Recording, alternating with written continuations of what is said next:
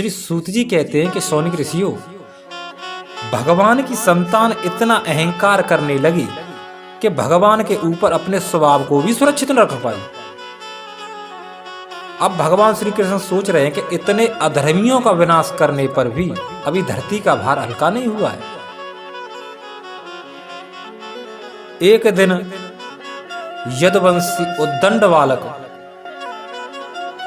जामवंती पुत्र सांब को स्त्री वेश में कुछ ऋषियों के सामने आए, दुर्वासा इत्यादि, और उनसे कहा कि इस स्त्री के क्या होगा ये बताओ, लड़का होगा या लड़की। तो ऋषियों ने ध्यान द्वारा सब जान लिया और उन्होंने श्राप दिया कि इसे के तुम्हारे वंश को नष्ट करने वाला मूसल पैदा हो। बच्चे घबरा गए।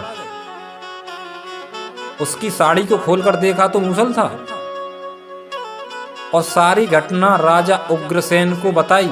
तो राजा उग्रसेन ने उसको पिसवा कर उसका चूरा करवा के समुद्र में डलवा दिया और भगवान की कोई राय नहीं ली।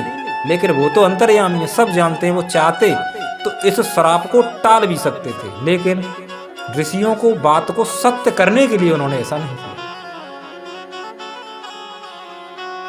उधर में वह जो चूरा था लहरों से बहता हुआ किनारे आ गया। उससे एरक नाम की घास उत्पन्न हुई जो तलवार का काम करती है, और उसका जो कुछ टुकड़ा बचा था उसे एक मछली खा गई।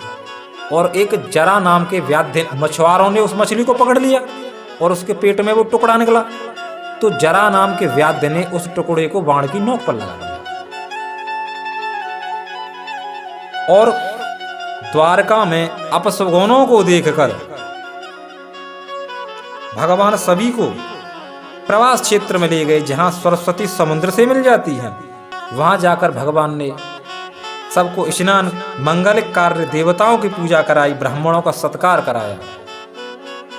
लेकिन देववश सबने मेरेयक नाम की मदिरा का पान करके भगवान के सामने करोड़ों यदुवंशी आपस में लड़ लड़कर मर गए। चो भैया, भगवान ने चौना बचाए। जब दाऊजी बचाने लगे तो भगवान ने उन्हें बिठा दिया था कि इधर आ जाओ, अब हमारी लीला के दिन समाप्त हो गए हैं। भगवान का कहना है कि पीने वाला मेरा ही वंशज क्यों ना हो, मैं बचाने वाला नहीं। कोई अस्त्र शस्त्र नहीं था यहाँ पर। जो कोई उस घास को फाड़ता वही तलवार का काम करती।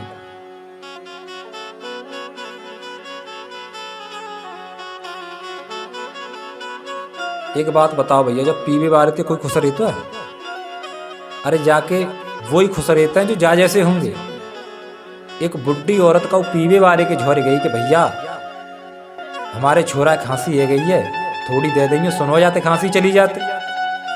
तो पीवे बारे ने कही कि मेरा सवरो खेत चलोगो, मेरी सबरी जवानी जा में चली गई, अब मैं हूँ जाए विवाह हूँ। जब मेरो इतना सब चलोगो तो तेरे छोरा की खांसी कैसे रह जाएगी? पर दियो लिमिट की, नहीं कहूँ ऐसा न हो कि खांसी के संग खांसी बारो। हाँ, फिर दाऊजी अपने शेषराग के रूप में आकर चले गए समुद्र में, और भगवान एक वृक्ष के नीचे लेटे हुए हैं। भगवान ने कहा है कि आज से 7वें दिन मेरे धाम जाने के बाद यह द्वारका समुद्र में डूब जाएगी, सो तुम इस स्थान को छोड़ देना और अपना एक पैर के ऊपर दूसरा पैर रखकर लेटे हुए हैं। तो जरा व्याध्य ने हिरण की आंख समझकर अपना बाण चलाया जो भगवान के पैर में लगा। उनके पैरों में पद्म था जो चमक रहा था। व्याध्य घबरा गया। भगवान ने कहा चिंता मत करो, मैं इसी प्रकार अपने धाम को जाना चाहता हूं।